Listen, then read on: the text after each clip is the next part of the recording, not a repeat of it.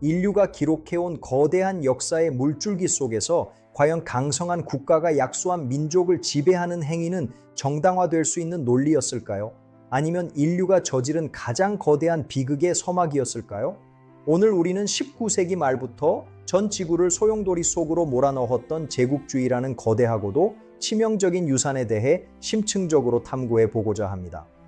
단순한 영토 확장의 야욕을 넘어 경제적 수탈과 문화적 말살이 얽힌 이 잔혹한 시대를 수많은 데이터와 증거를 통해 생생하게 복원하겠습니다. 현대사회의 근간을 뒤흔든 제국주의의 실체를 마주하기 위해 지금부터 약 150년 전에 긴박했던 역사적 현장 속으로 여러분을 안내하겠습니다. 제국주의는 단순히 영토를 넓히는 전쟁을 의미하는 것이 아니라 자본주의의 고도화와 민족주의가 결합하여 탄생한 유례없는 전 지구적 확장이었습니다. 1870년대 이후 서구 열강들이 자국의 경제적 이익을 극대화하기 위해 해외 영토를 조직적으로 점령하며 시작된 이 현상은 세계 지도를 완전히 바꾸어 놓았습니다. 자원의 확보와 시장의 확대라는 명분 아래 수많은 민족의 주권이 유린당하고 고통스러운 식민지 지배의 역사가 시작되었습니다. 우리는 이제 그 화려한 제국들의 이면에 숨겨진 수탈의 현장과 억압받던 민중들의 처절한 삶을 구체적인 숫자를 통해 증명해 보일 것입니다. 당시 산업혁명의 성공으로 유례없는 풍요를 누리던 유럽 국가들은 인격 자본을 투자할 새로운 시장과 저렴한 원료 공급지가 절실히 필요했습니다. 통계 자료에 따르면 대영 제국은 1860년부터 1900년 사이에만 약 1000만 평방킬로미터에 달하는 새로운 영토를 자국의 식민지로 편입시키며 전 세계 영토의 4분의 1을 차지했습니다. 아프리카 대륙의 분할 속도는 더욱 가팔랐는데 1884년 베를린 회의 이후 불과 20년 만에 에티오피아와 라이베리아를 제외한 대륙 전체가 열강의 소나기에 들어갔습니다. 벨기에의 레오폴드 2세는 콩고를 자신의 개인 영지로 삼아 천연 고무를 채취하기 위해 원주민들의 노동력을 가혹하게 착취하며 수천만 명의 희생자를 낳는 참극을 빚었습니다. 프랑스는 아프리카 서부와 인도차이나 반도에서 문화적 동화 정책을 펼치며 자신들의 언어와 법률 체계를 강제로 주입하여 원주민의 고귀한 정체성을 말살하려 시도했습니다. 독일 역시 뒤늦게 제국주의 경쟁에 뛰어들어 비렐름 2세의 지휘 아래 강력한 해군력을 건설하며 기존의 패권국인 영국과 사사건건 대립하며 전 유럽의 긴장을 고조시켰습니다. 러시아는 부동항 확보를 위한 남진 정책을 추진하는 과정에서 중앙아시아와 동북아시아의 소수 민족들의 주권을 뺏고 그들을 고통스러운 삶으로 몰아넣었습니다. 이 시기 열강들은 철도 부설권과 광산 채굴권 같은 이권을 챙기기 위해 원주민들의 터전을 무참히 파괴했으며 경제적 수탈을 정당화하기 위한 각종 불평등 조약을 강요했습니다.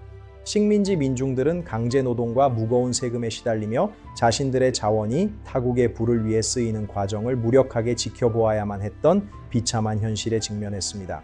남아프리카의 골드러시와 다이아몬드 광산 개발은 제국주의 열강들에게 상상할 수 없는 막대한 부를 안겨주었으나 그 이면에는 수많은 원주민 노동자들의 처절한 희생이 깔려 있었습니다. 1880년대 요하네스버그의 금광은 매년 수백 톤의 황금을 쏟아내며 대영 제국의 파운드화 가치를 지탱하는 든든한 버팀목 역할을 수행했습니다.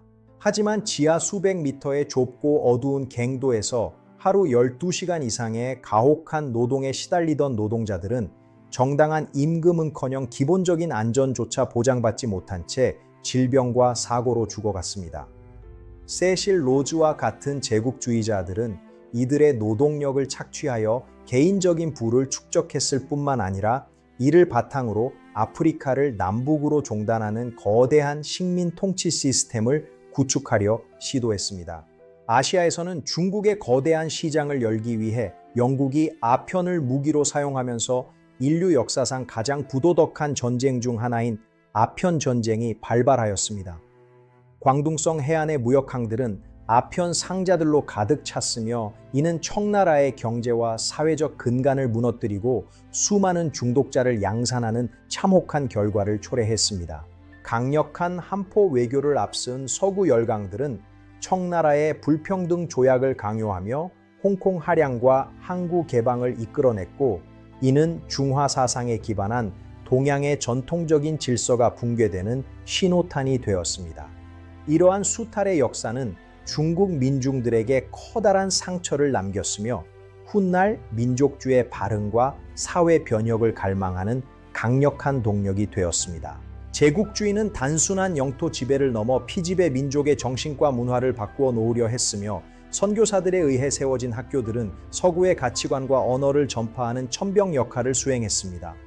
교실 안의 어린 학생들은 자신의 전통 언어 대신 지배국의 언어를 배워야 했으며, 이는 세대 간의 단절과 민족적 정체성의 상실이라는 안타까운 비극으로 이어졌습니다. 1914년의 세계 지도는 마치 거대한 체스판처럼 열강들의 이권에 따라 조각조각 나뉘어 있었으며, 유럽의 작은 국가들이 전 세계 대부분의 영토를 소유하는 기형적인 구조를 보여주었습니다. 이러한 영토적 야욕은 결국 열강들 사이에 피할 수 없는 갈등을 유발했으며, 이는 인류 역사상 유례없는 참극인 제1차 세계대전의 발발을 예고하는 위험한 도화선이 되었습니다. 동남아시아에서는 프랑스가 인도차이나 연방을 결성하여 베트남, 라오스, 캄보디아를 지배하며 쌀과 고무 등 막대한 자원을 수탈하였고, 사이공의 화려한 프랑스식 건물들은 그 수탈의 결정체였습니다. 현지 민중들은 가혹한 노동과 세금에 시달리면서도 자신들의 전통과 문화를 지키기 위해 끊임없이 저항하였으며, 이는 훗날 거대한 독립전쟁의 불씨가 되었습니다.